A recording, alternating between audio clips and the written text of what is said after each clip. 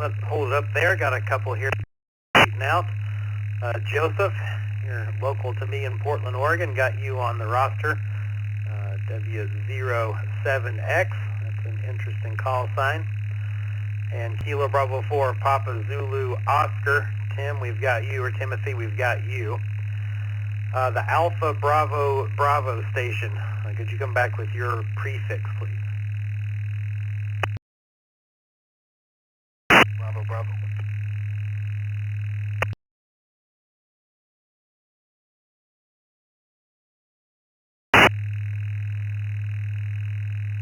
All right, the Alpha Bravo Bravo station. I have your suffix. If you can key up and wait just a second and give me the suffix of your call. I've got Kilo Echo 4, but that's not coming up on QRZ. Perhaps you just got licensed and aren't in the database yet, but the Alpha Bravo Bravo station, please give me your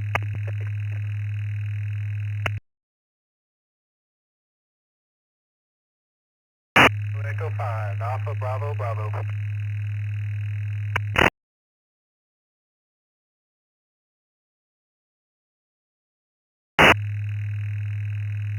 All right, very good, Chris. KE5, Alpha Bravo Bravo. Missed that the first time and put you down as a 4 just because I saw you coming in on the North Carolina repeater. We've got you queued up. Timothy, I recognized you. We'll come back to you three guys in just a second. The Kilo Foxtrot 8 station. Let's give it another shot. You were fairly weak and weren't holding the node very well, but let's see if we can get you in here. Stand perfectly still and keep that HT antenna as vertical as you can and give it one more shot.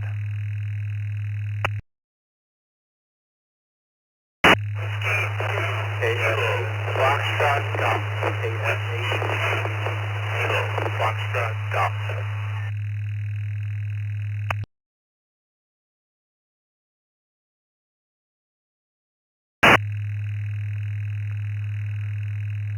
All right, station coming in on the Toledo. I can't even say it. Now that I've got it in my head, I can't say it. That station, the KF8 station, you had a much better signal that time, but a W2 station came right over the top of you for some reason. The Kilo Foxtrot 8, could you come back with your full call, please? KF8, Whiskey 2, Kilo Foxtrot Golf. Whiskey 2, Kilo Foxtrot Golf.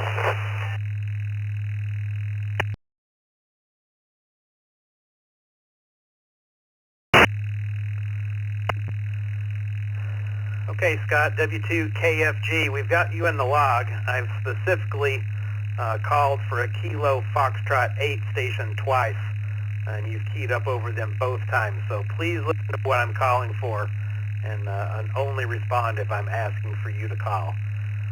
Kilo Foxtrot 8 station, I'm sorry that's happened to you a couple times. One more time.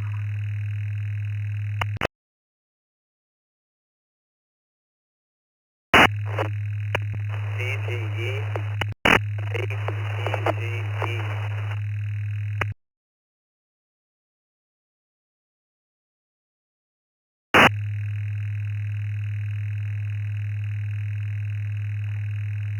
And I got Kilo Foxtrot 8, EGE, Echo Golf Echo. It's not coming up on QRZ, but we'll figure that out when I call you here in just a minute. Let's run this list. First up is Joseph in Portland, Oregon. Joseph, welcome to the TechNet. Please introduce yourself and answer tonight's question if you like.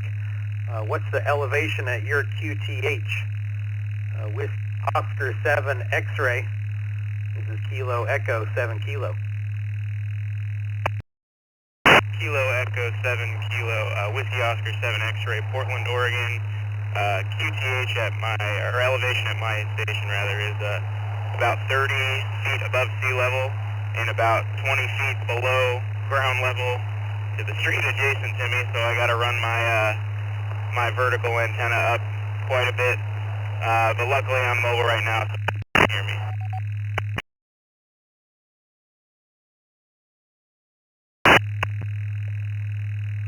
Yeah, Joseph, you got a perfectly fine mobile signal. Thanks for checking in, and mobile safe. Hope you enjoyed this beautiful day we had today.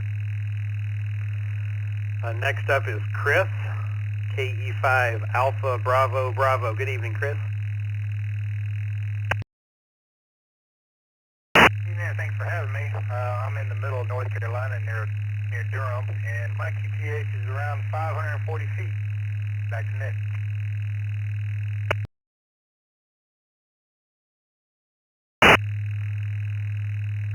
All right, thanks for checking in, Chris. We've got you at 540 feet. And, you'll be getting a welcome letter from us. Looks like you're new to the Reflector as a whole, so be on the lookout for that and hope to hear you again. Timothy, Company, Florida, KB4ZO. Good evening.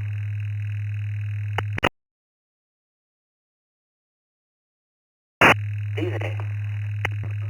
Yeah, the elevation here is 75 feet in Harmony, and it's my first time, and I just found out about the East Coast Reflectors. There was a group at the Hamcation in Orlando that I went to on Saturday. New to amateur radio, but definitely new to East Coast Reflector, and thank you for them for being at Hamcation. I wouldn't even be here today. Thanks.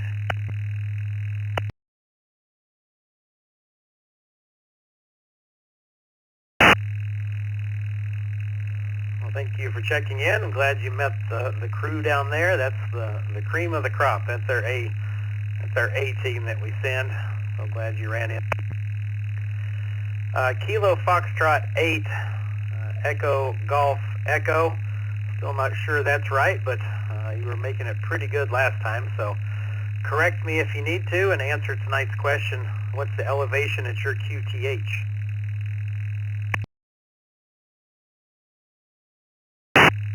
I'm at 600 feet, and the call sign is KF8DGE, Delta Golf Echo.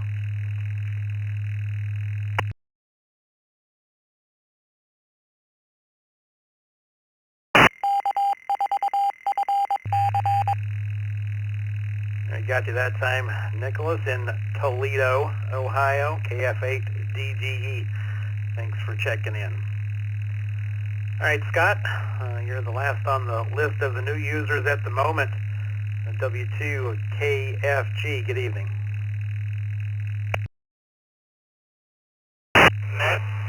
Elevation 22 feet here on Long Island, New York. Back to Nick.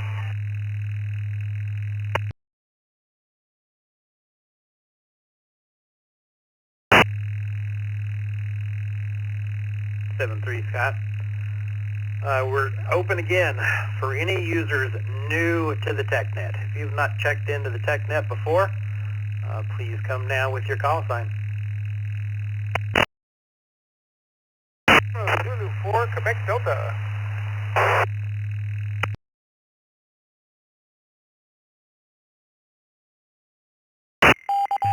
Kilo 5, Mike, Kilo India, Mike, Zulu. 34 Texas.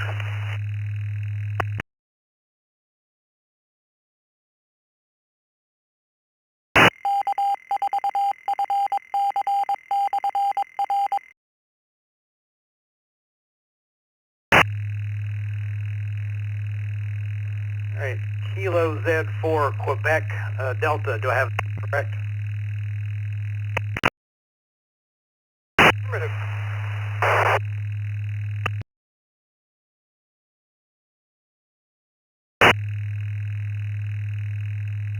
Very good. I recognize Dan, KJ5IMZ. There was one station, a K5 station, that I did not recognize. Could you come back with your full call, please?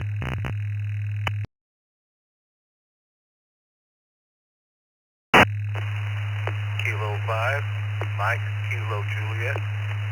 Kilo 5, Mike, Kilo Juliet. That's my first time on the net.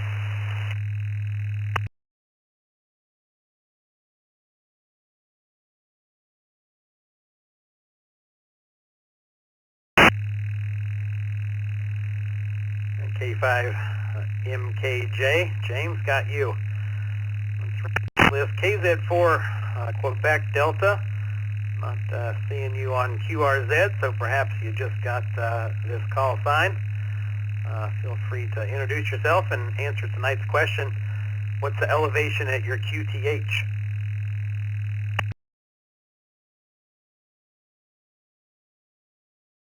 Hey, good evening. This is Brian, KZ42B. Just got my license today. In fact, 0 to I'm taking.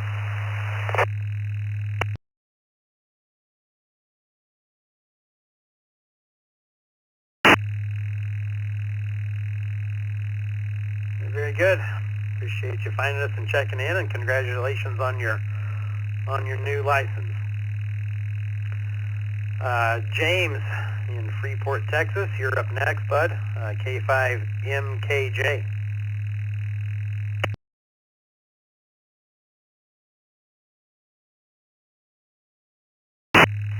Well, thank you for the net.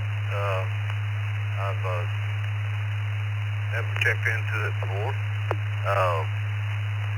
The elevation on my property is about 15 foot, and we had to, because of restrictions, we had to build our structure about another 5 feet above that.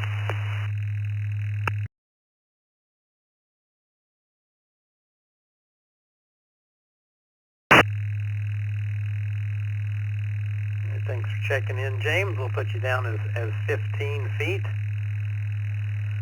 Last on the new users at the moment is Dan in Spring, Texas, KJ5IMZ. Good evening, Dan.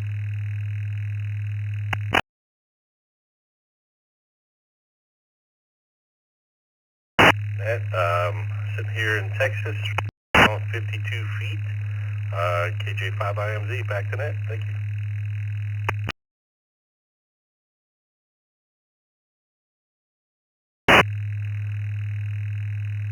Thanks for checking in, Dan. We're again open for any users new to the TechNet. New users only, please.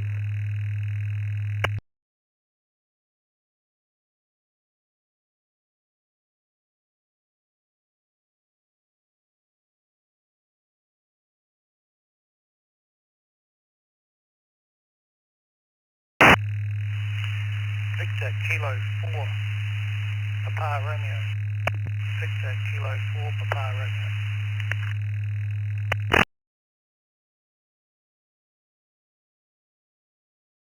N5DRT. N5DRT.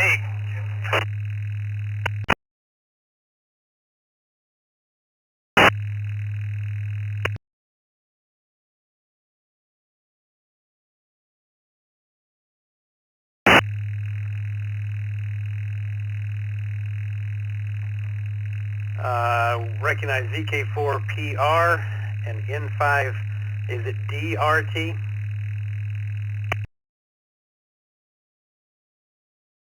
DRT. All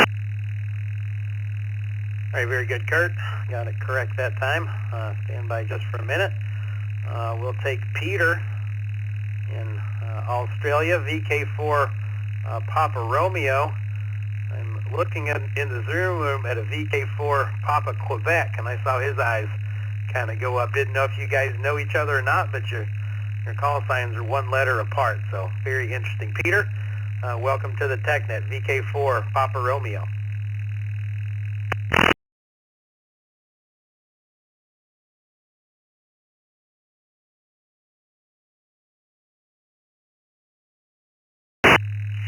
VK4 Papa Romeo.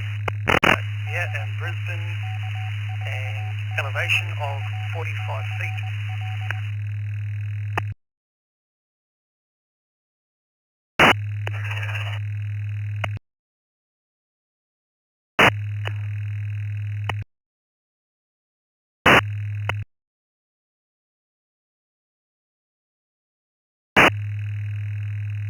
Thanks for checking in, Peter. Welcome to the Reflector. We'll get you a welcome letter out and got you in the log at 45 feet. Kurt, N5DRT, good evening. Oh, there. Yeah, we're at 3,800 feet in Morton, Texas.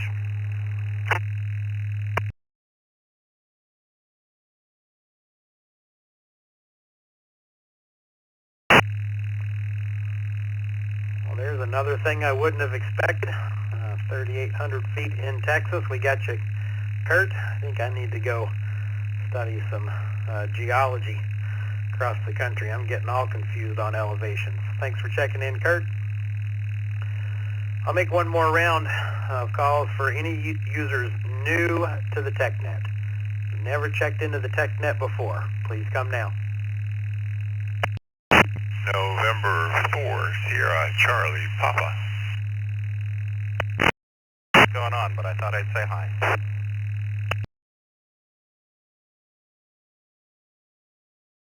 VK4 Mike Echo Portable. Again, VK4 Mike Echo Portable.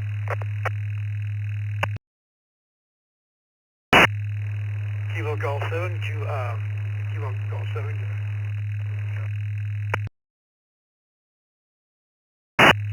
November 4, Sierra Charlie Papa.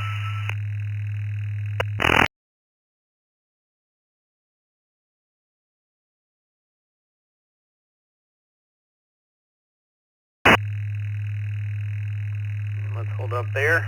Frederick, I got you in for SCP. VK4ME, I've got you. Kilo Golf 7 station kind of trailed off there. And could you come back with your full call, please?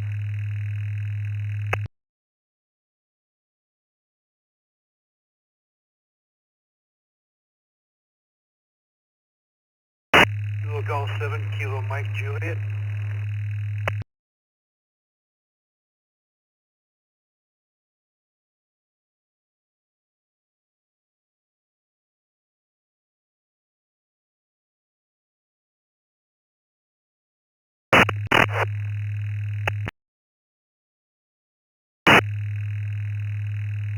I think I screwed that last one up here. Let me see if I can.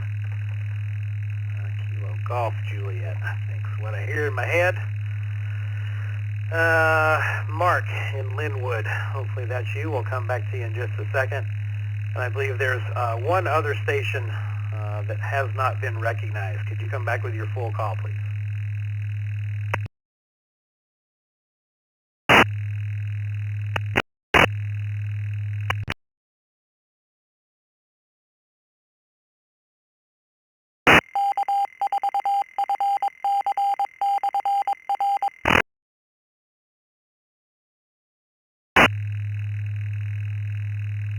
All right, nothing heard. Let's run this list to 3, and then we'll move on to the question portion of the net. In for SCP Frederick in Huntsville, Alabama. Welcome to the TechNet. What's the elevation at your QTH? The elevation at my QTH here in Huntsville, Alabama, the Rocket City, is 750 feet.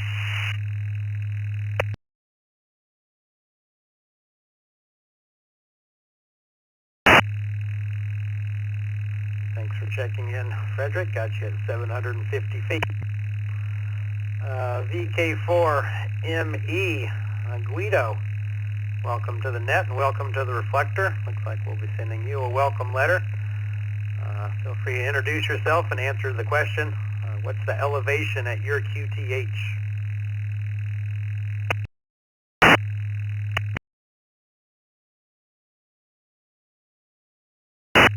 This is VK4 Mike Echo Portable at my son at Blue Water Park, North Queensland. Elevation of about 31 feet, but it does feel like we're underwater here. Yeah, we've had, what was it, just under 5 foot of rain over the last 10 days, so I feel like I'm underwater there. Back to net control.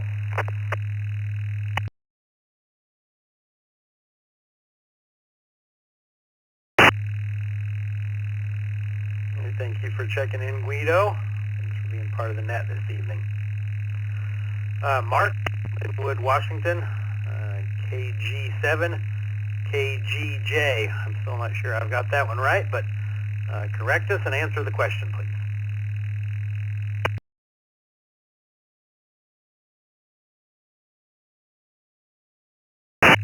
I think you were talking about me. It's KG7KMJ, KG7KMJ, Milwaukee, and 263 feet.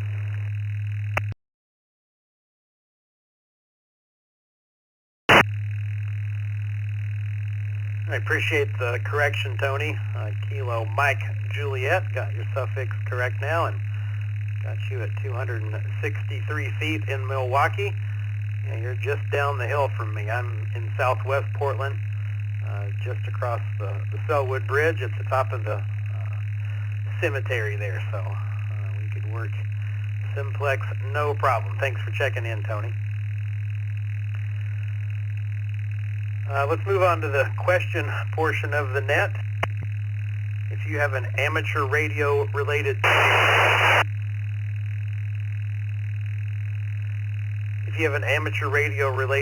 technical question, please now with your call sign. This is KE7K.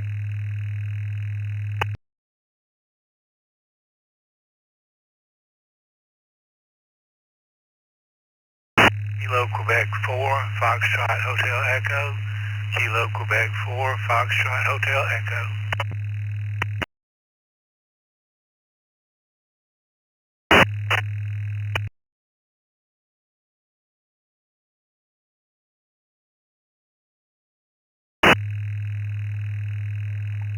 Hey, good evening, Pat.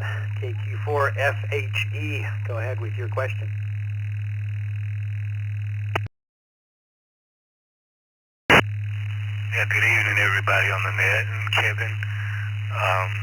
My question is, what's the advantage over having a software-defined radio and a regular radio?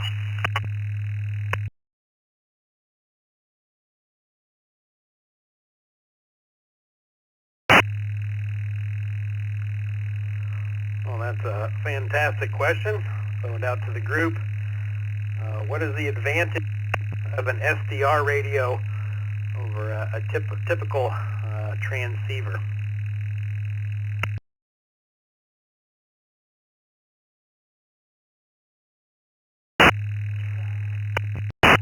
UFM.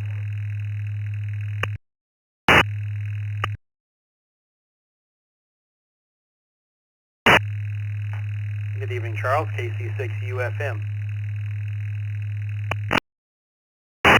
Good evening, Kevin, and everyone on the TechNet.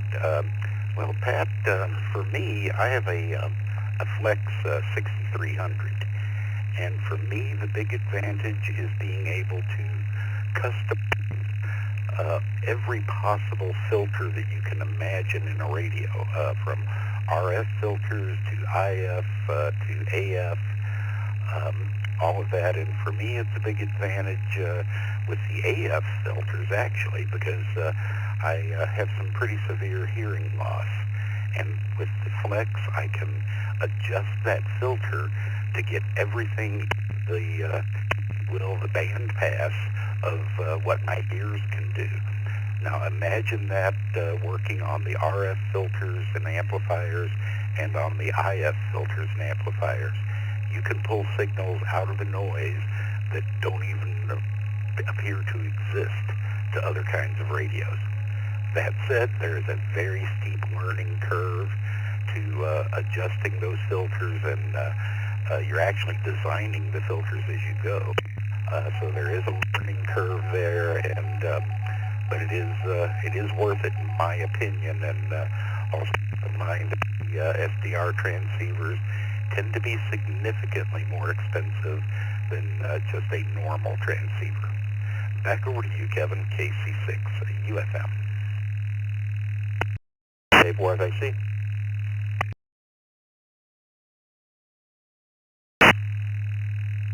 Yeah, thank you, David, and thank you, Charles, and David, go ahead and pick it up.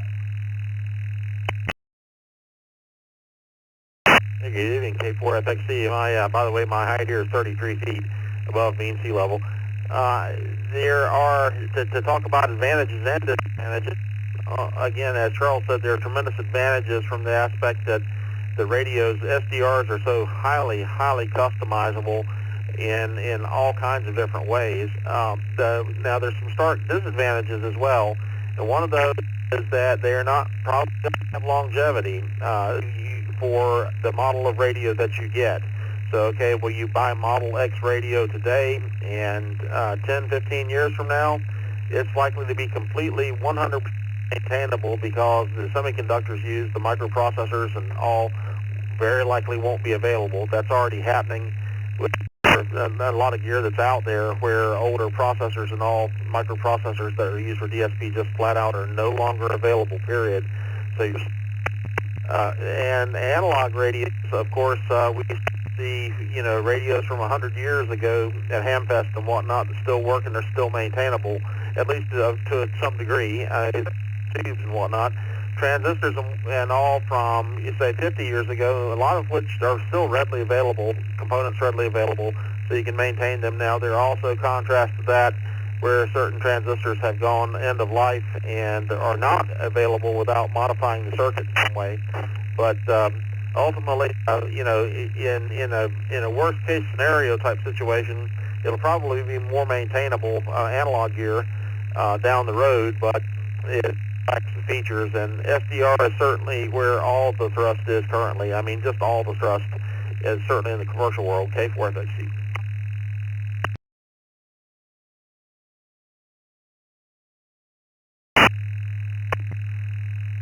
Thank you for your input on that, David.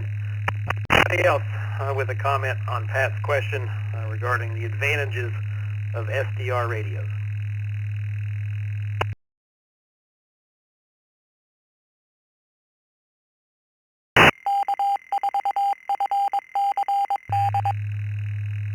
All right, nothing heard. Pat, did you catch all that? And we still need to get your elevation in the log.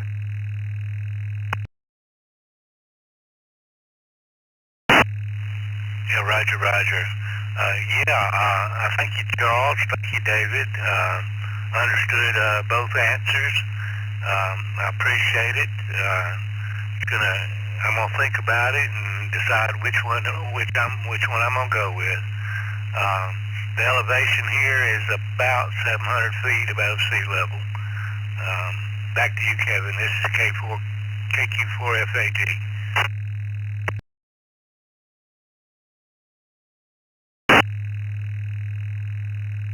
And have a good evening, Pat. Thanks for bringing the question to the net this evening. We're again open for any future radio-related technical questions. Please come now with your call sign.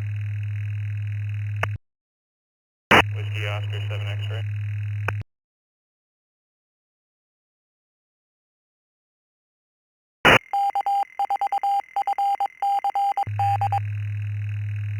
Good evening again, Joseph. Go ahead with your question.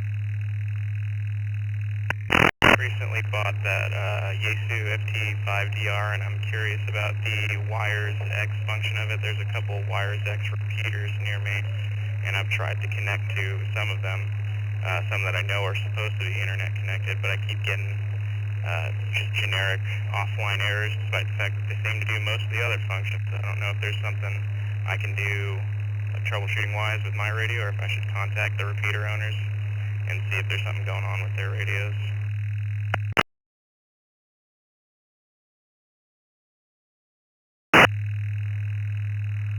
I have a few Yaesu radios, never used System Fusion, so throw it out to the group. Can anybody help Joseph, his FT5DR radio, and being able to connect the System to a System Fusion repeater?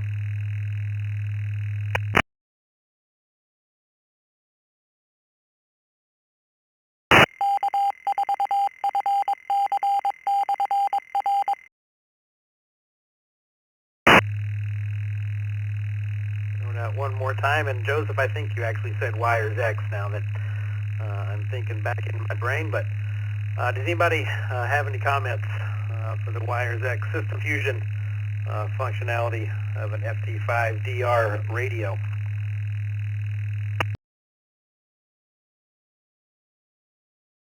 Kilo 2, Mike Tango Bravo.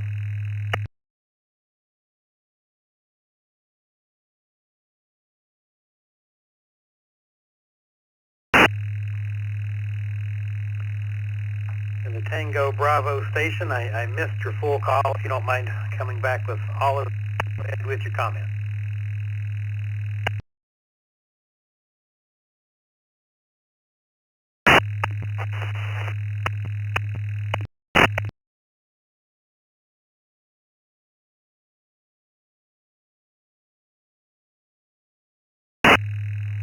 Kilo 2, Mike Tango Bravo, Michael.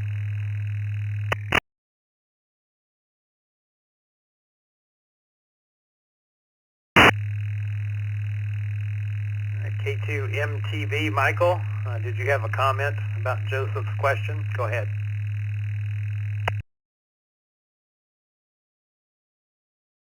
And make sure that the mode has the line over the top of either the N for digital narrow or FM.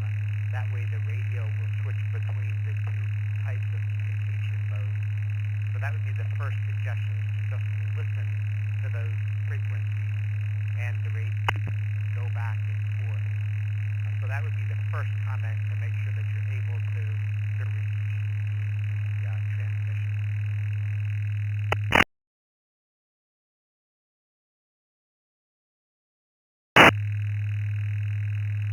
Thank you, Michael. One final call for comments on Joseph's Wires X question. Please come now.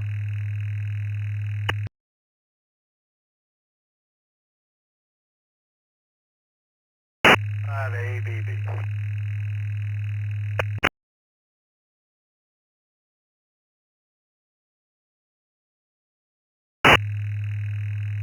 Yeah, good evening again, Chris. Go ahead with your comment. Direct answer, but I'll give you an I have a hotspot that I use with my STM500 in my truck, and I'm able to through YSF, and that gives me the digital capabilities in that route. So that may be an alternative, since if you can't hit the repeater. I'm outside the repeater range where I'm at, so that's what I use. Over.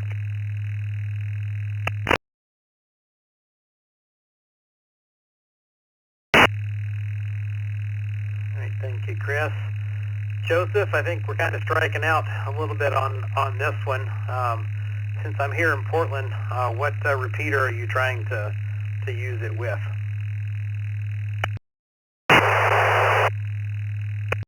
Whiskey Alpha 7 Bravo November Delta repeater. I'm not positive about that, but it's one of the only Wires X Internet Connect repeaters, not just the System Fusion repeaters that are actually consistently online in the Beaverton, Hillsboro, Aloha sort of area.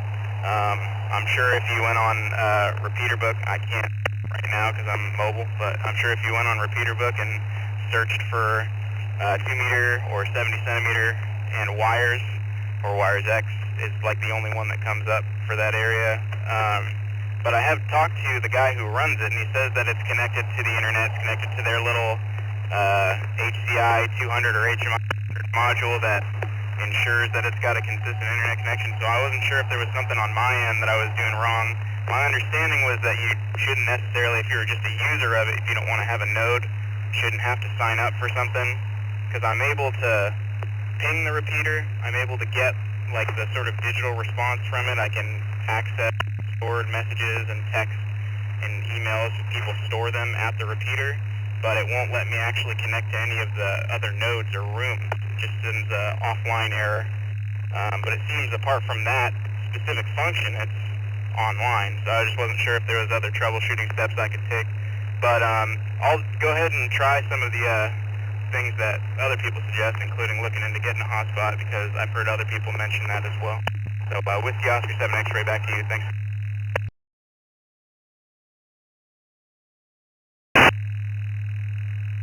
All right, 7-3 Joseph, sorry we couldn't get you a definitive answer. For a while, I was working on a Wires X node for the Reflector here, and it sounds like the messages that you're getting back are from the Wires X software running on the running through that what is it, HDI 100. You gave me the letters, but now I'm faltering. But sounds like you're getting replies back from that system. So I'd reach out to that node owner again and work through it with him and make sure there's not something that he thinks is working on that maybe isn't. But I would reach out to them, and if you do figure it out, please come back and fill us in. Thanks for your question, Joseph. This is KE7K. The East Coast Reflector TechNet is open for amateur radio technical questions. Please come now with your call sign.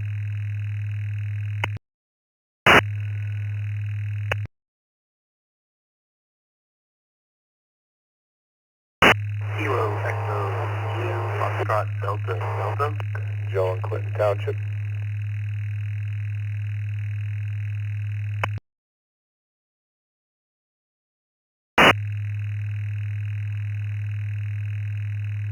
Hold up right there. I got the Kilo Echo 2 Foxtrot Delta Delta. Joseph, we've got you. The other station, all I got was your city. Could you come back with your full call, please?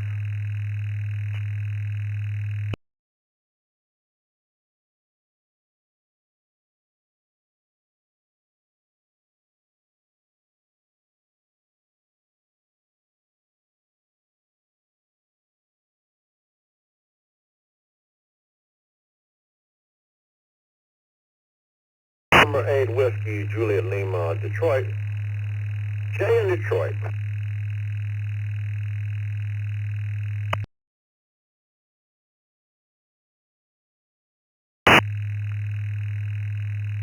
The Kilo Echo 4Z station, could you come back with your full call, please?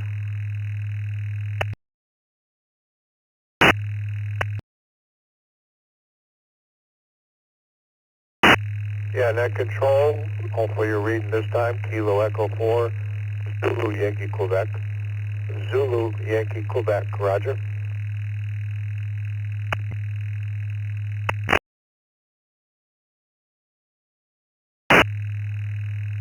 Yes, sir, Joe. Read you loud and clear that time. KE4ZYQ. And the November 8 station. November 8. Could you come back with your full call? Sure. It's November, Whiskey, Juliet, Lima. Jay in Detroit.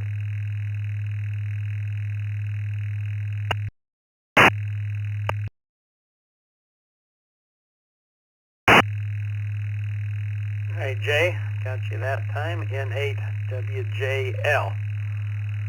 We'll go to the top of this list with Joseph in Jackson Heights, New York. Good evening, Joseph. KE2 Foxtrot Delta Delta. Go ahead with your question.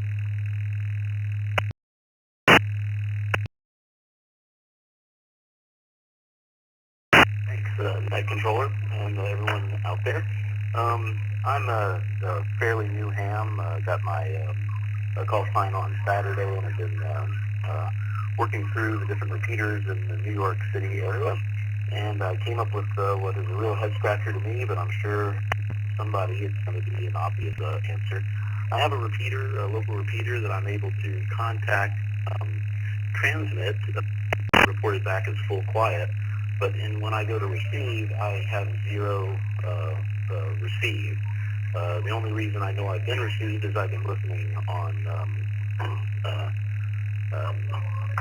the internet here, and it's half the distance from known repeater, so I've changed the TL tone, I've changed the squelch up and down, I've played with different antennas, but for some reason I transmit very well and receive nothing at all, and it's a real head scratcher to me, and I'm hoping for somebody out there that encounters this, and it won't be for them.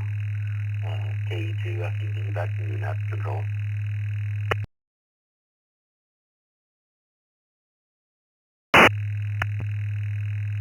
Hey, Hey, Joseph. Yeah, the first thing that I was thinking while you were talking was maybe you had a decode PL tone that was incorrect, or maybe the repeater wasn't outputting a tone, but sounds like you checked that. Just out of curiosity, after you transmit and you're looking at your radio, do you see the S meter move and just don't hear any audio, or is there absolutely no response on your radio?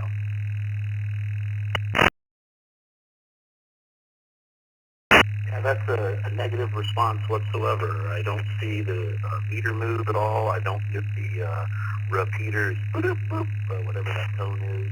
I hear literally nothing. It works fantastic on all the other repeaters. I seem to be connecting to them just fine. The only way I'm able to hear transmission, to receive transmission, is through SWLing.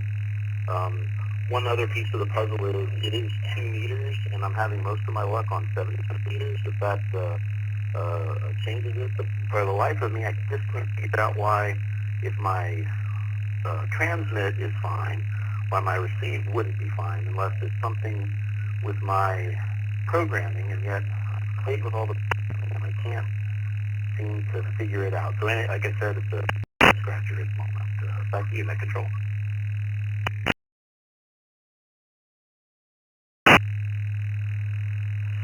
All right, Joseph, and one more question before I throw it out to the group. Do you mind explaining again how you're verifying that the repeater is outputting audio? How are you hearing that and knowing that it is putting out audio?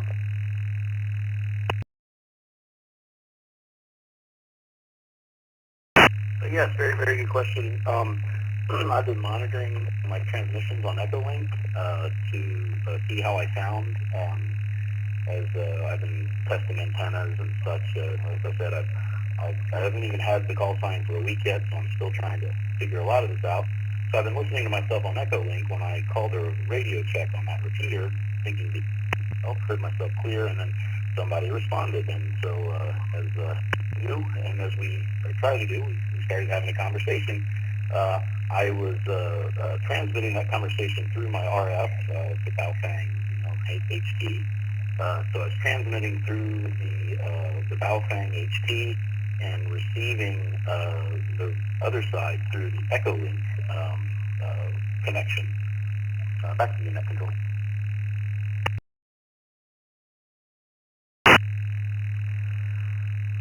You got me stumped. I'm curious to see what we come up with.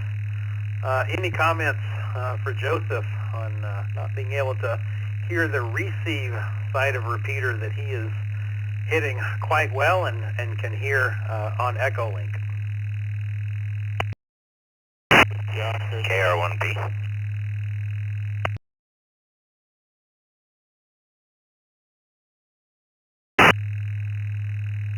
We got 2 stations in there. I got Rob at the top, KR1P, and the other station coming in on an SWLing node, looks like here in Portland, Oregon. Could you come back with your full call, please? Whiskey Oscar 7 X-ray, WO7X.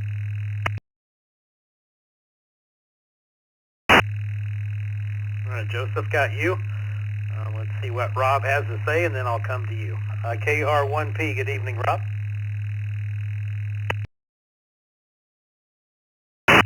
Yeah, good evening. I'm just catching the tail end of my commute here, and I heard the question. The only thing that comes to mind is the repeater transmitter may actually be out. A lot of people, when they think of a repeater, they think just one unit that sort of just, does it all. But behind the scenes, there's an actual, obviously you got a receiver and a transmitter. And the transmitter could totally be out while the receiver is still working. And so another indicator of that would be that if you don't see any kind of indication on the repeater output, you asked about the S meter reading and so forth. If you're not seeing anything like that, then there's a chance that the repeater transmitter itself is out. And you'd have to reach out to the repeater owner or trustee to find out what's going on. That was the only comment I had. Back to net control from KR1B.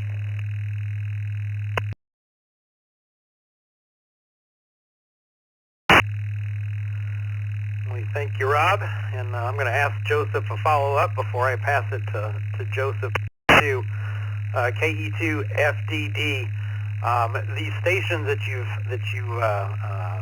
talked to on SWLing, have you described the situation?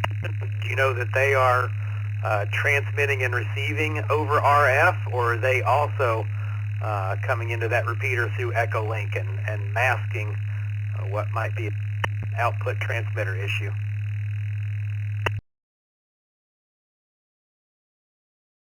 Yeah, also a super great question. No, I did not confirm that they were connecting RF. I did tell them that I was having to, they suggested the PL tones, somebody also suggested squelch, but I did not confirm that it was they were sending and receiving RF, although I had the hint that they were.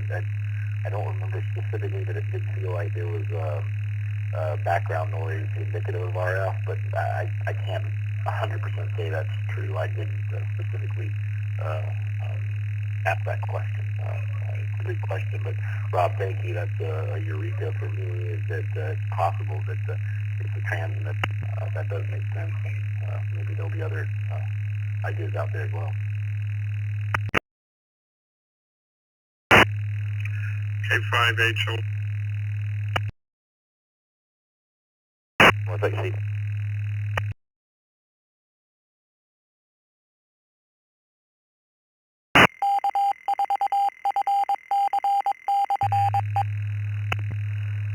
All right, thanks for the clarification, Joseph.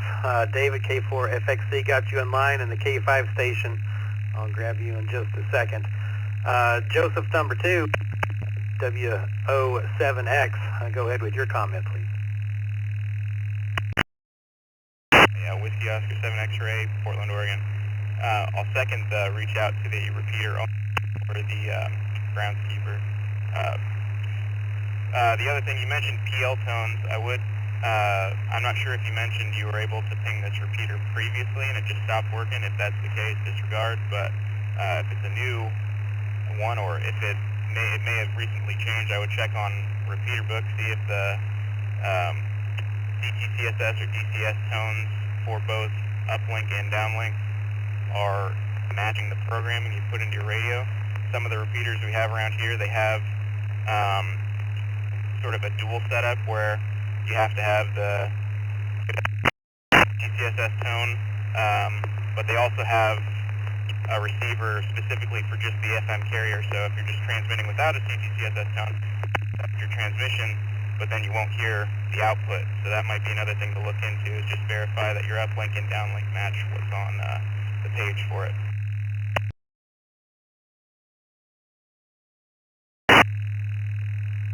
Thank you, Joseph. David, K4FXC, what say you?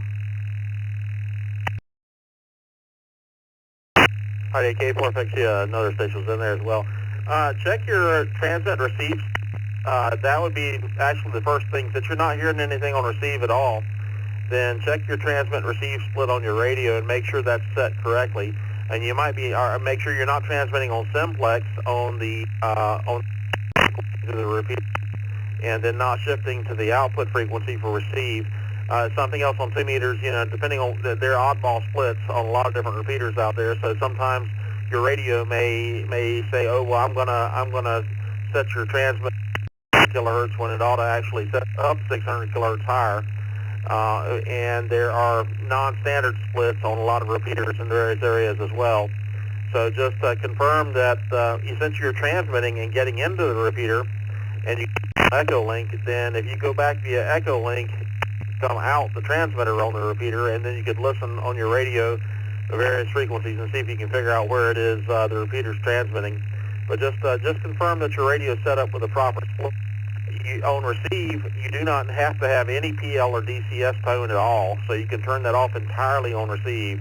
And of course, you have to transmit it to get into the repeater, but on receive, you don't have to have it. And then you can that'll take that out of the equation entirely. But it's yeah, of course the transmitter on the repeater might be down as well, but my guess is it's a split problem on your radio where you're not listening in the right spot. K4FXC. Comment WB5ITT.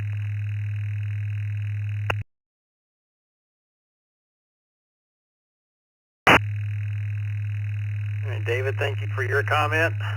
Chris got you in line, WB5ITT. Was there a K5 station that also had a comment? Well, I'll just quick stand by and let the K5 come in real quick, and then I'll come back with mine, WB5ITT. This is K5HLH, Kilowatt 5, Hotel Lima Hotel, Harry from Grants, New Mexico. We'll answer the question real quick. I'm 6,500 feet above sea level at the QTH, and you're talking on two of our club repeaters that are above 11,000 feet on Mount Taylor. EchoLink is very, very particular when you're connecting it to all-star nodes, to ours on short tail. I have a 300 millisecond short tail, so EchoLink users can use our repeater system because the internet will cut you off for 3 to 4 seconds. So it seems like to some EchoLink users on our system, they cannot hear the whole conversation and it cuts off the first 3 or 4 seconds. So for you Linux gurus out there and all that all-star stuff, you might want to check and see on the internet connection what it's set to. It should be less than 300 milliseconds, so the all-star or EchoLink users full back and forth on nodes that are connected. Back to net, K58.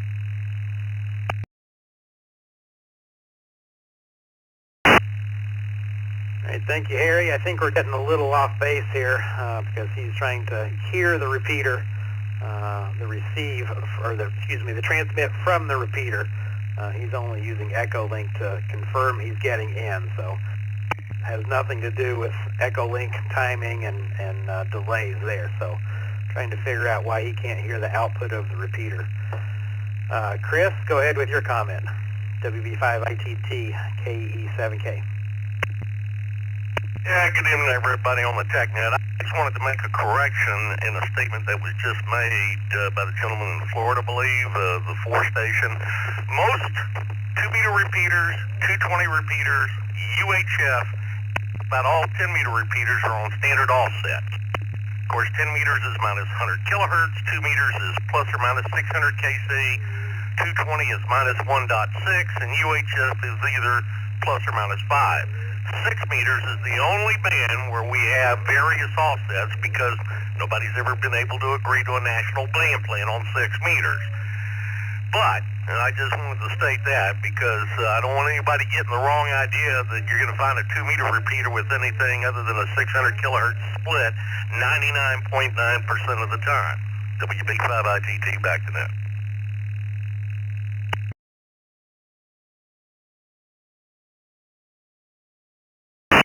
FXC. I was going to come right back to you, David. Go ahead.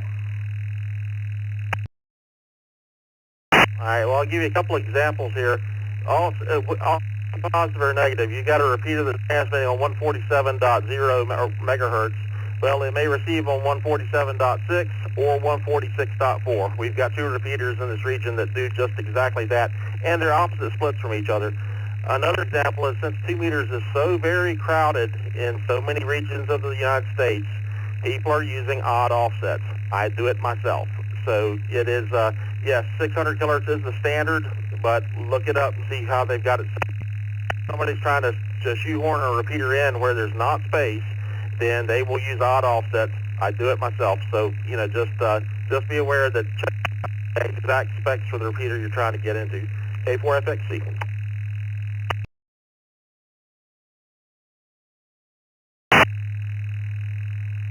All right, thank you, gentlemen.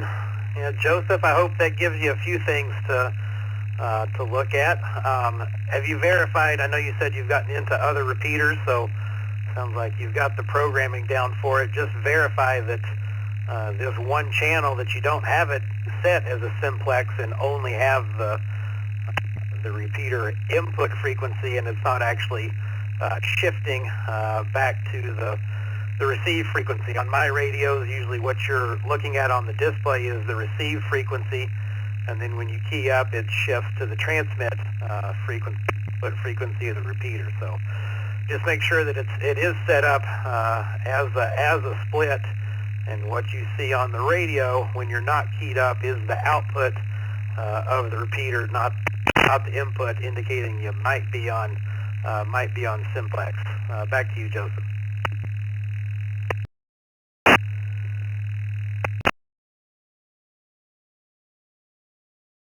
Thank you very much, everyone.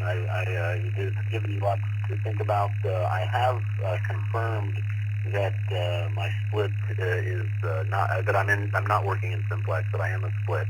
And I did confirm with the person I was speaking with that I had the right receive station or received frequency. But I do think that it's worth exploring a bit, because I think what I'm going to do is I'll contact the repeater trustees and see about their transmission and make sure that was operative, and then verify the split. And if I still have a problem, then maybe I'll talk to you guys next week. But thanks, everyone. 7-3. This is KE2 FPD clear.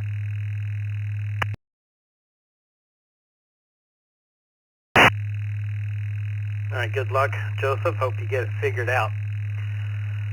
Joe in Clinton Township, Michigan, appreciate your patience. KE4ZYQ, go ahead with your question, please.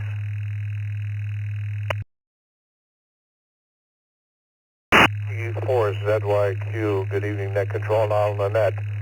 Well, actually, I didn't have an original question, but I do have one to say the gentleman that has problems with his hearing or receiving, I would like him to, once he finds out, to come back on the net and let all of us know what the answer was, obviously, just out of curiosity and sharing the knowledge and the answer, hopefully. So other than that, net control, no major questions at the moment, but good check-in to get numbers up and utilize the frequencies and all. Back to net from Kilo, Echo 4.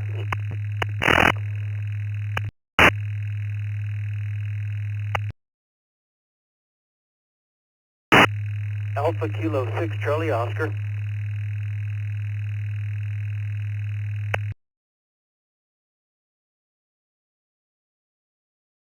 All right, Joe, thank you for your comment. Neil, AK6 CEO, do you have a question? I'm just going to get you in the log at the moment. We've already got one question in front of you, but do you have a question or a follow-up to a previous question? I appreciate it. I don't mean to jump in there. I apologize. I'm visiting here from Florida, and I'm trying to connect to the Detroit Renaissance Center FM wires, 145.210, and the office 6 megahertz or 0.6 megahertz, and I can get it to ping the. And I'm one mile away, but it doesn't seem to connect. And I'm just curious if anyone's had issues or challenges with that particular wires.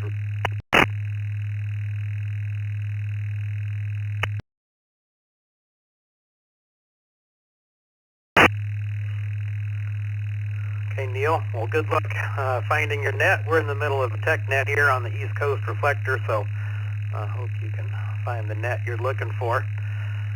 Jay in Detroit, Michigan, N8WJL. Go ahead with your question. No question, but I was kind of curious. I'm really curious why that gentleman wasn't able to key up on the repeater he was trying to get into. So I would love to know what kind of radio he was using. But anyway, no comment. This is November 8, Whiskey Julie Lima. Back to you, Net Control.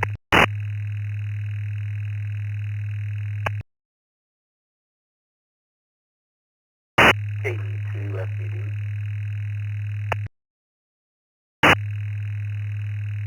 I heard you again, Joseph. Go ahead quickly with your comment. It sounds like lots of people are interested in your issue here, so do bring the answer back to us once you figure it out, but go ahead.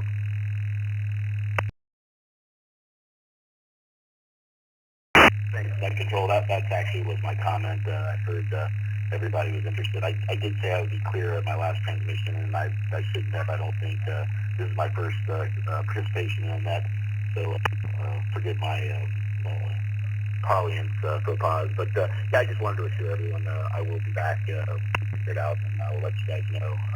I won't be hanging. So that's it. So JE2FDD, back to you, Net Control.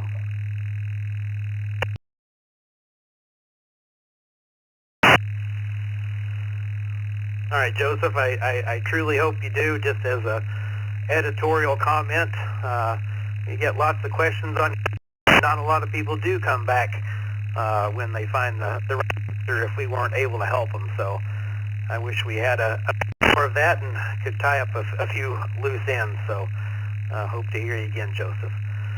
This is KE7K, East Coast Reflector TechNet, is again open for any amateur radio related technical questions.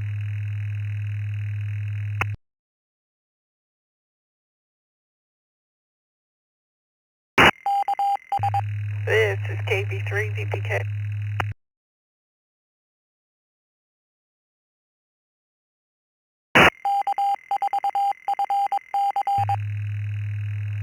Good evening, Mary. KB3 VPK. Go ahead with your question.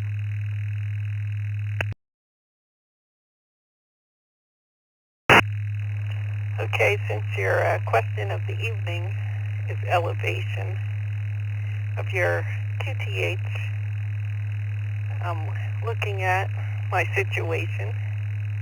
And my question is, you're in a bowl and everything around you is higher than your, would it be better to have a 70 centimeter repeater or a 2 meter repeater? Back to you.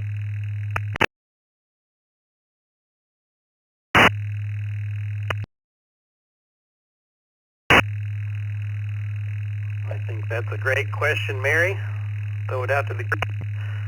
If you're in a bowl and want to put up a repeater, you're going to have the best luck with the 70 centimeter or a 2 meter setup. WB5ITT.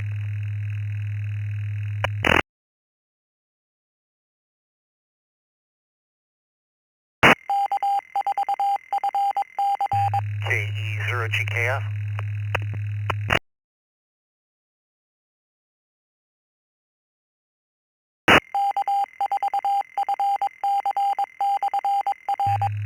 W2BW.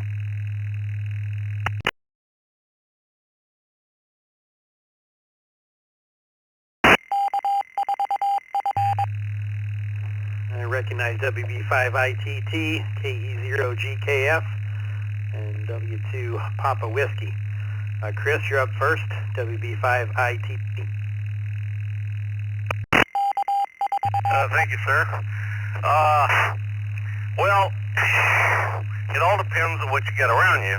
If you're only looking at 2 meters or 440, it depends on the terrain. Do you have trees, especially pine needles? However, I would suggest 220. Number one, you get better coverage off a 220 repeater than you do off a 2 meter repeater or repeater, especially in pine trees. I figured that out 50 years ago down here on the Gulf Coast of Texas. The band is quieter. All classes, including novices, can use 220. And there's a lot of gear available out now for 220. Between 2 meters and 440, well, again, if you're down in a bowl and you're surrounded by hills, you've got antenna issues to worry about, down tilt, umbrella coverage, so to speak. Think of an umbrella up on the hill, and you're underneath it. You're not going to have very good coverage. Now, if you're in the outer fringe or horizon of the umbrella, yeah, you'll get coverage, but you don't want to use a high gain antenna if your repeater is located close to you and up on a high elevation. You want to use a low antenna to be able to get you enough coverage down where you're at. Between 2 meters and 440, I actually like 440 better. My 450 repeater has a better footprint than my 2 meter repeater, even though they're at the same height. But your mileage may vary. But like I said, I encourage anybody to look at 220. It's an underutilized band in a lot of areas, and we need more activity there. WP5ITT, back to that.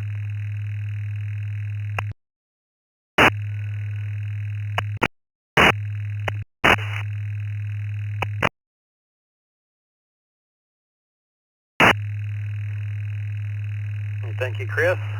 Jeff, KE0GKF. I had these same questions when I was researching which to go with between 2 meter and 440 and such, but in my previous location. In a bowl-shaped terrain, a 70 centimeter repeater would generally be better than a 2 meter repeater. Because it's a shorter wavelength, it allows for better signal penetration through opticals and around buildings, making it more suitable for line of sight communication as well, and with many hills and dips like a bowl. Again, 70 centimeter radio waves have a shorter wavelength, meaning they are more easily deflected by obstacles, but can also bend around them. Can be beneficial in a bowl-shaped terrain where signals might struggle to reach over hills. So between the two, you'd be better going with 70 centimeter. Have a great day and a great E0GKF. Back to net.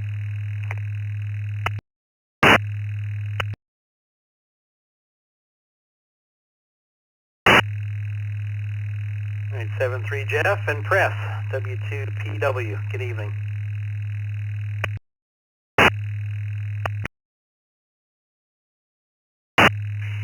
Well, good evening, Kevin, everyone on the net, W2PW Long Island.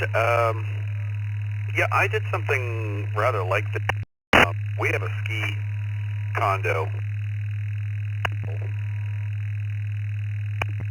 Sorry.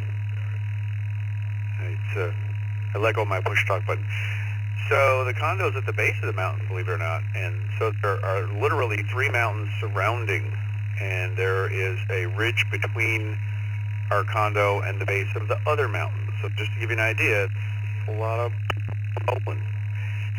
And what I did, a portable all-star node connected up to a dual band radio, and I did some experimentation, and I found that 450 was actually, for largely the reasons that Jeff and Chris had mentioned, more interesting. Conventional wisdom says no. It says the lower the frequency, the better for foresting and that kind of stuff, but as a practical matter, I found that UHF penetrated. So what I'd suggest is, since you're looking into this, and I'd hate to see you commit to something and then put something up and then find out you could have done it. Once you make up an all-star node, just a personal node, not your repeater node, connect it up to a base station, do some simplex testing on the echo reflector, and you'll find out just what the deal is. Back to net, W2PW. One taxi.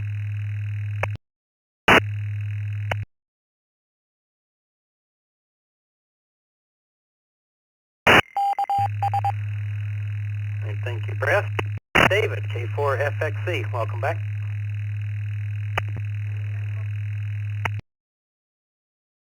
Yeah, good evening, K4FXC. Well, I think the consensus is the answer is a firm it depends, and it does depend on a lot of different things.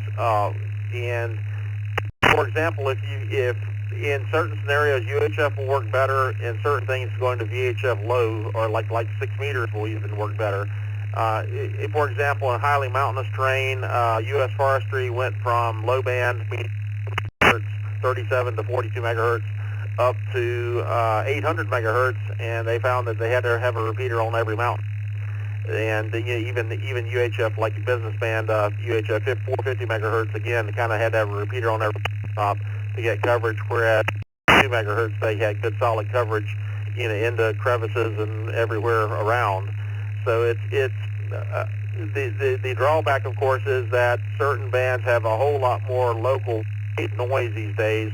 VHF high, 2 meters, in a lot of areas has just extremely high man-made noise, and therefore it makes it so it's less appealing because of that. Same thing with 6 meters, less appealing because there can be a whole heck of more man-made noise down there these days. But one question I was wondering is how much of a bowl is it? One thing 2 meters and the lower frequencies have is, you can get atmospheric effects from them. I live right here on the ocean, and repeaters that normally, and people that can't hit the repeaters at all normally with not line of sight. But most of the time, Mother Nature helps out a decent amount if you've got, any type of inversion scenario or any type of a situation like that, which we've got on the coast regularly. Whereas UHF, not so much or not at all. So that's where lower frequencies can help. So it's a very firm, it depends, K4FXC.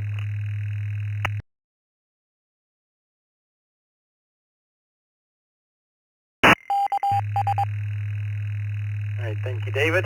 Mary, you want to fill in David's questions there?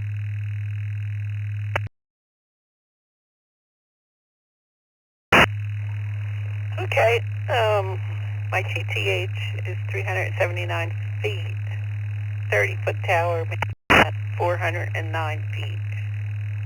Immediately, maybe a mile, 2 miles to the east, 719-foot mountain. To the south, about 10 miles, 669-foot Morgan Hill. To the west, 1,457-foot Hawk Mountain, that's pretty far west. To the north, Camelback Mountain, 2,125 feet. So, to the further east in New Jersey, 771 feet, and 866 feet, Powhatan, 1,080. So I'm sitting in between the lowest of those mountains, 719 feet, well, like 700 feet, let's say, and I'm at 409 feet in the middle of all those mountains.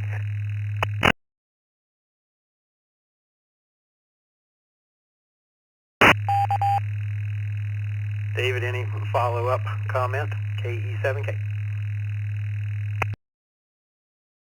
Yeah, K4FXC. Well, what I would, if there's any local two-way service or whatnot that has a way to do terrain mapping and propagation study, I mean that's what I would. That's the best thing to recommend right there. And the UHF does have some advantages. There's no if, and, or but about it.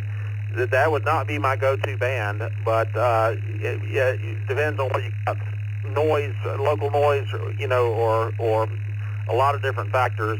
In general, I see about a third more range out of VHF than UHF for repeaters that, co-located heights. And now with UHF, you can get more transmit ERP very easily with more antennas, since the antennas are smaller, so they can make it, so it's not actually a completely fair test because you got more juice coming out of the UHF side. But it's with terrain like that, certainly 220 is, if you can get the gear, it's a very, very quiet band, and that might be the place I would go try to start with, since you probably can get a repeater pair, and like I said, the issue is getting gear, but it's a very, very quiet band. I don't know how noisy the area is you're in with 2 meters, or on 6 meters. 6 meters in that scenario might be something worth trying. You can get 6 meter pairs very easily, but it's certainly more complex to get the antennas and all the gear, duplexers and all the thing. If you need a duplex, it's more complicated just because of the availability of gear and the size and stuff. But that's a hard call. I think put up an antenna and put a little beacon transmitter on it and test. That would be the all, if you can't do a propagation study or something, K4XXC.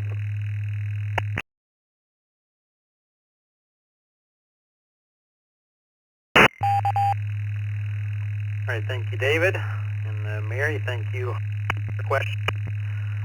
I'll make one more round of any amateur radio related technical questions. Please come now with your call sign.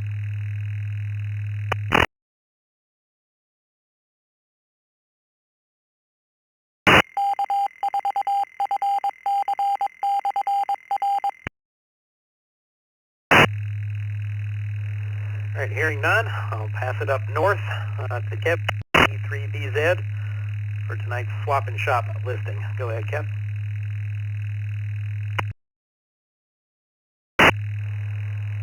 So thank you, Kevin, and good evening, everyone. This is also Kevin, VE3BZ, with tonight's swap and shop portion of the TechNet. I've got a couple listings here. First one is from Charles, NM4 in South Boston, Virginia. Charles is cleaning out his shack and has 70-some items for sale, including radios, antennas, power supplies, amplifiers, and more. But in the interest of time, I'm not going to read them. But if you are interested in looking, there is a list on the ECR Facebook page, and also I posted that same list in our groups.io mailing list, and I will add it to our newsletter, magazine, later on when I get a chance.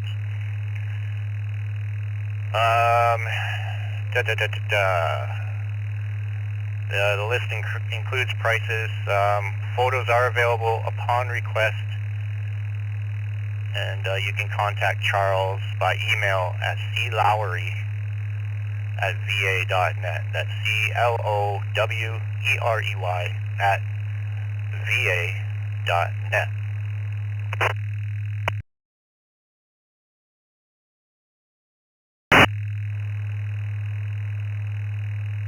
All right, next up, Roger, K9ZH in Spencer, Indiana, is selling an ICOM IC705, used in great condition with many extras. Included are the ICOM 705 HF, VHF, UHF radio, a carbon fiber tripod, a wind camp antenna mount, an MAT-705 auto tuner, the ICOM external speaker, a Comet HFJ-350 vertical antenna system with counterpoise, an the ICOM RS-BA1 remote control software, a wall charger, the Bioenno lithium charger, a 40 to 6 meter micro Windom low multi-band fed dipole antenna by N9 SAB, a USB cable, microphone, 20 feet of coax with BNC connectors, another 50 feet of coax with BNC connectors, doesn't say what type of coax, and the original box for the 705. This was Roger's dream QRP package, but really hasn't been used that much. He's asking $1,200, and shipping is included. And Roger's email is k9zh.shoemaker@gmail.com. k9zh.shoemaker@gmail.com. And that's all for tonight. If you have anything for sale, trade, or want, just go to eastcoastreflector.com, click on Contact ECR, and SwapNet Submissions. And my elevation, or whoever's taking it next, is around 600 feet. All right, back to net control, VE3BZ.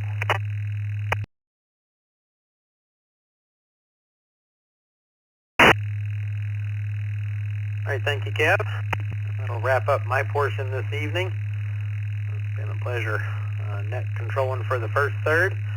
I'm going to pass it to Roger, KO4QMM. He's going to 9, 0, 1, 2, and 3. And then Scott will do W2 BLT. We'll do the 4s through the 8s. So Roger, it's all yours. KO4QMM, KE7K.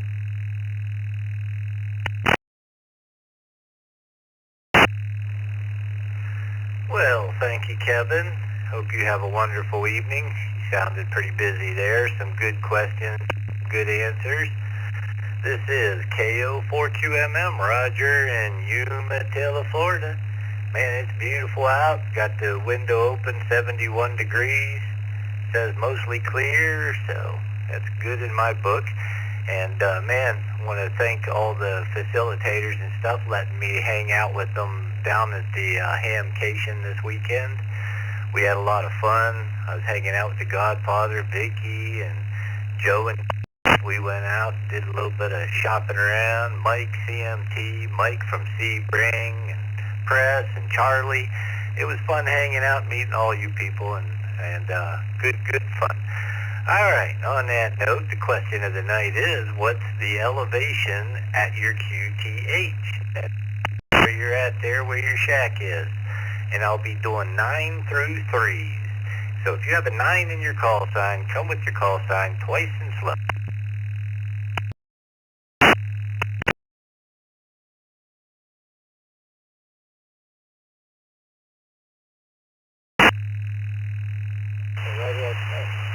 This is 9 yes. 9 Yankee 4 Delta X-ray.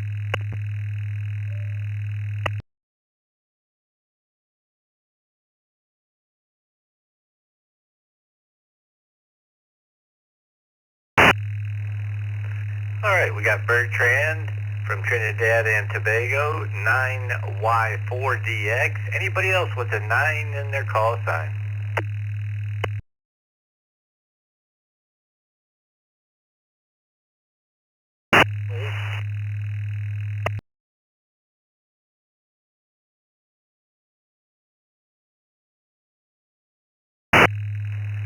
Somebody a little scratchy in there.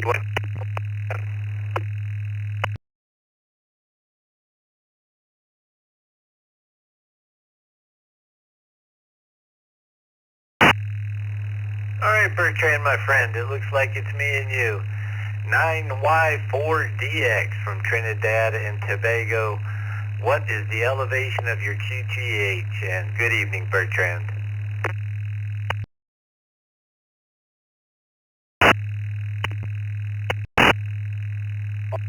Good evening. This is not Y4 and Tobago in the cruise. Well, let me say a pleasant evening to all of the well. To the question this evening, Roger. I am at the foot of the northern range. Trinidad and Tobago has 3 mountain ranges. The northern range, the southern range. At the southern range. I am at the base of the northern range. So it's sometimes difficult for me to get out. I use the local repeater here, which is at the top of a hill, to try to get around. From me, back to you, net control. This is 9Y4.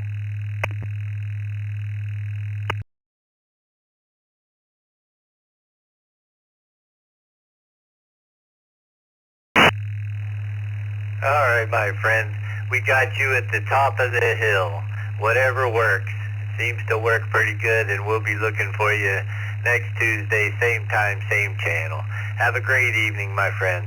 All right, we're going to move on to the zeros. If you got a 0 in your call sign, come twice and slow.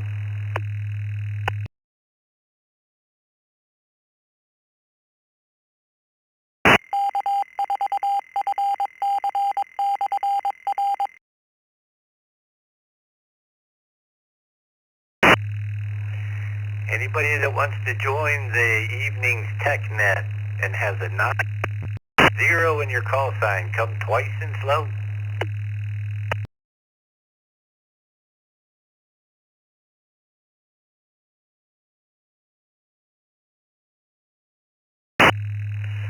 Alright, I guess we're going to head for the ones. This is KO4QMM in Central Florida.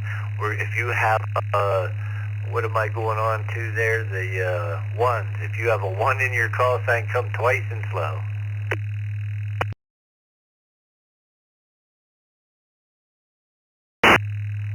November 1, Whiskey, Echo Bravo. November 1, Whiskey, Echo Bravo.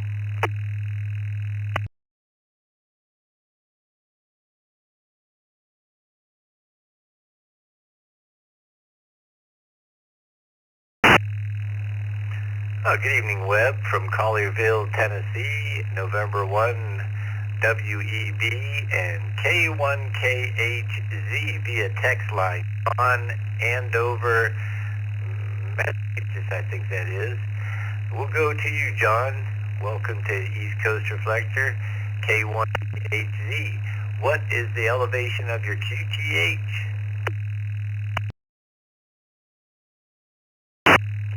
Hello, Roger. Actually, Kilo 1 Kilo Hotel Juliet, as I texted it.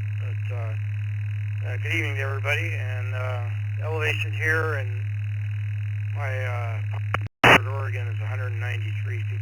So that's all I got. We'll talk to you. This is K1KHJ.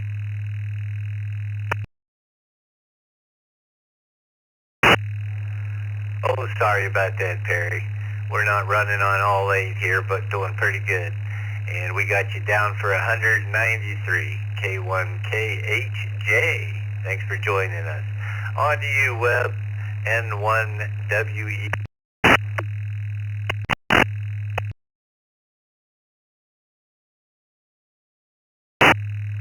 Thank you, Roger, and good evening to the net. Roger, you can put me down for 284 feet, and I'm located about 25 miles east of the Mississippi River. And just to put things in perspective, the Mississippi River at Memphis is 184 feet. So I'm 200 feet above the Mississippi River, and people think it's pretty flat around here. Well, there's a little bit of an elevation change. So that's that, I'm sticking with it. 384 feet. N1 WEB, back to net.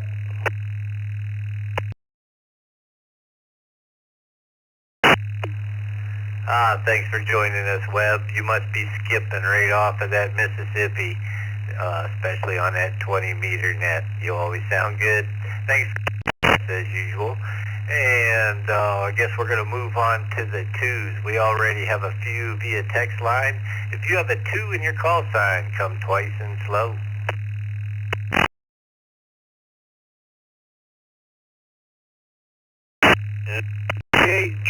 N2BH. WA2, UUS. WA2, UUS. KD2 VNU. KD2 VNU. W2 PW. W2 Papa Whiskey.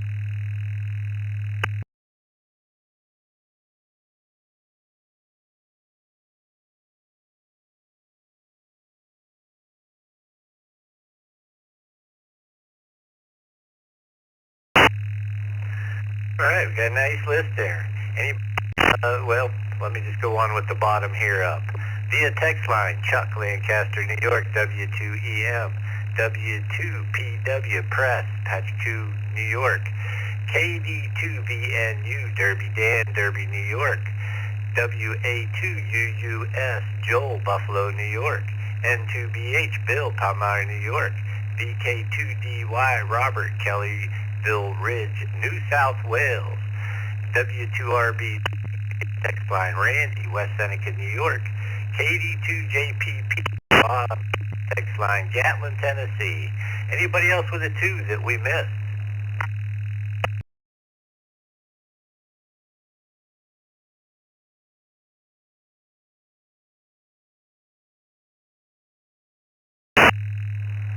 All right, we're going to Bob, Gatlin, Tennessee, KD2JPP.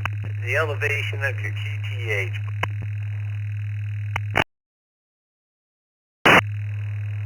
Well, good evening, Roger, and hello to everybody else on the net.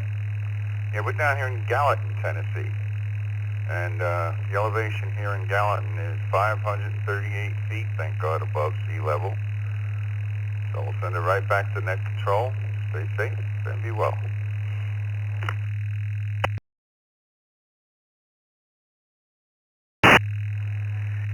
Thank you, Bob, from Gallatin, Tennessee, KD2JPP. You sound good to. We'll move on to via text line W2RBC, Randy, West Seneca, New York. What's the elevation of your QTA, Randy? And good evening. Good evening, Roger, Scott, and everyone on the TechNet. My elevation is about 200 feet above sea level. I live southeast of Buffalo, New York, about 3 miles from Lake Erie. Net control, 73 to all, W2, RBC.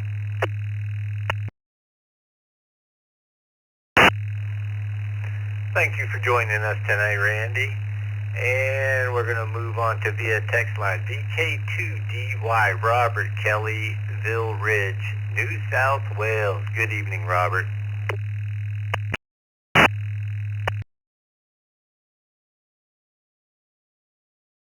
Good afternoon from here. This is Robert, VK2DY.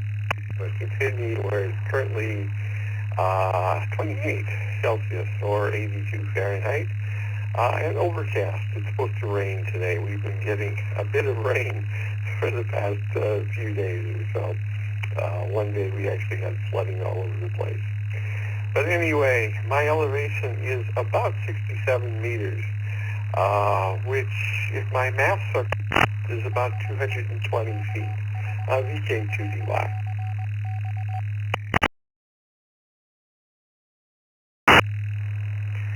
Thank you for joining us tonight, Robert. Hope you have a great day. Let's move on to our facilitator, Bill, Palmar, New York, N2BH. How you doing this evening, Bill? Good evening, Roger, Scott. Doing pretty good here. Sitting back, relaxing, and it's roughly 490 feet, I guess, above sea level, and depending on where you are in town, pretty good hills around here. N2BH.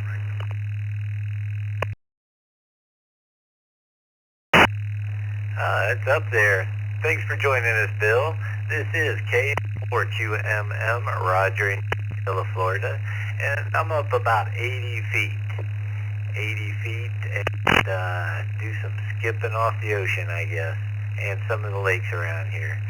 Let's move on to Joel, Buffalo, New York, WA2UUS. Good evening, Joel, and what's the elevation of your QTH?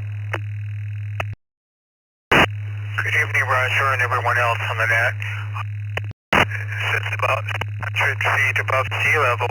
I'm a bit of a history buff, and it's very critical because when the Erie Canal was first built in the 1820s and then rebuilt basically during the Civil War in 1860, they had to create locks along the canal because Albany sits at 148 feet, Rochester at 500 feet, and Buffalo at 600 feet. So they built and had to build all these locks in order to get the barges, riverboats, up through the canal. I wish everyone a nice week. Be well and be safe. Thank you, Roger.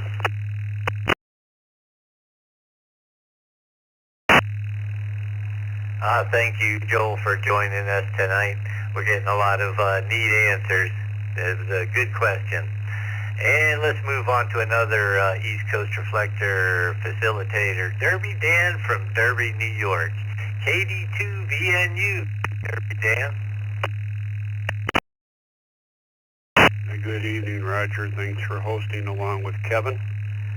I am at 207 meters or 679 feet above sea level is my ground level, plus 30 for my antenna mast.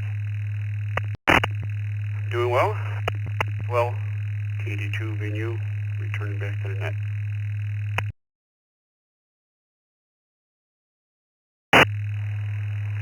Thank you, Derby Dan. I enjoyed doing it. And let's move on to press. Patchcoo, New York, W2PW. What's the elevation at your QTH, press? And good evening.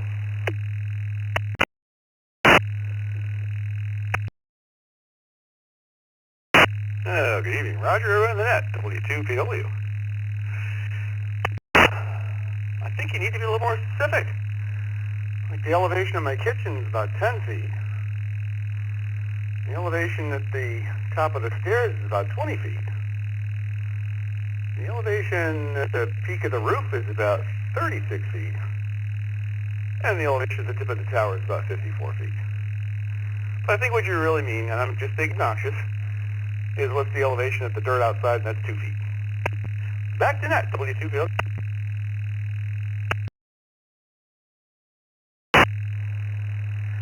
No worries, press. We can take it. You have a wonderful night there, and thanks for joining us. The next line, we got Chuck, W2EF, Lancaster, New York. It was nice meeting you this weekend, Chuck, too. Had a really good time with you, Roger. Yeah, W2EM here, and at my winter place down here in Lake Placid, Florida, my GPS tells me that it's 96 feet. So that's where you are, a little bit higher at home. Anyway, 73, W2EM.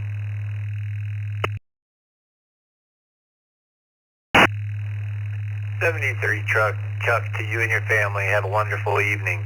We're going to move on to the threes now. If you have a 3 in your call sign, come twice and slow. Whiskey Baker 3, Golf Tango Mike. WB3GTM.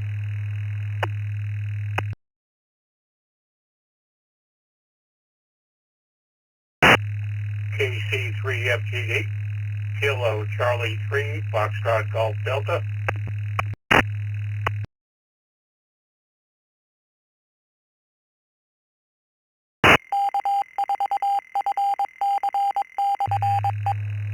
KB3, VPK, Kilo Bravo 3, Victor Papa Kilo. We got Ray, Elizabethtown, PA, KC3FGD, and we got Mary, Easton, PA, KBVPK.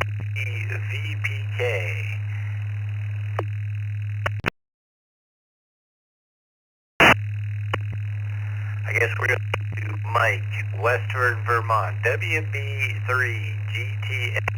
Good evening, Mike, and what's the elevation at your QTH?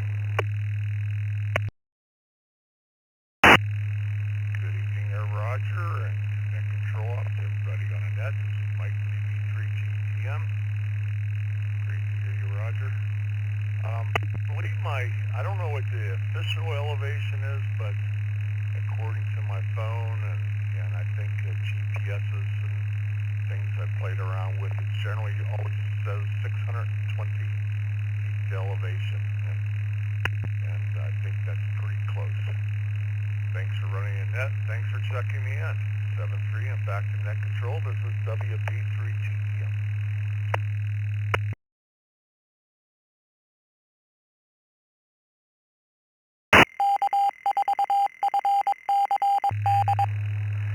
Thanks for joining us, Mike. We appreciate it. And we're going to move on to Ray, Elizabethtown, PA, KC3FGD. Good evening, Ray. Hey, good evening, Roger, and everyone on the net. Here in Elizabethtown, Pennsylvania, we're sitting at 463 feet. Everyone have a wonderful evening. KC3FGD, back to net.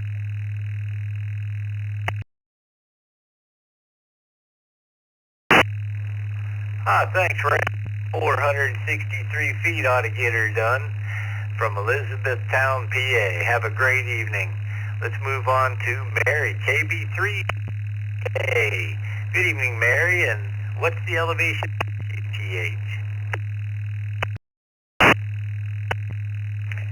Good evening, everyone. Good question tonight. Makes you think about your propagation possibilities for sure.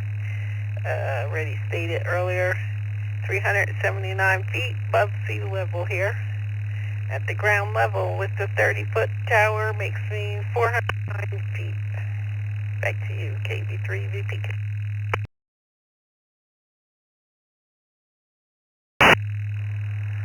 Thank you, Mary, for joining us this evening. And that's it for me. I finished off the threes there. My buddy Scott, Whiskey 2 BLT is going to take over for the rest of the numbers, which would be the 4s through the 8s, I guess, something like that. So I want to thank everybody for joining me this evening, and at the 20-meter net Thursday at 14.317, 10 o'clock. Anybody that has the general amateur license there. So thank you, and take it over, Scott, W2BLT. This is KO4QMM, Roger Clear.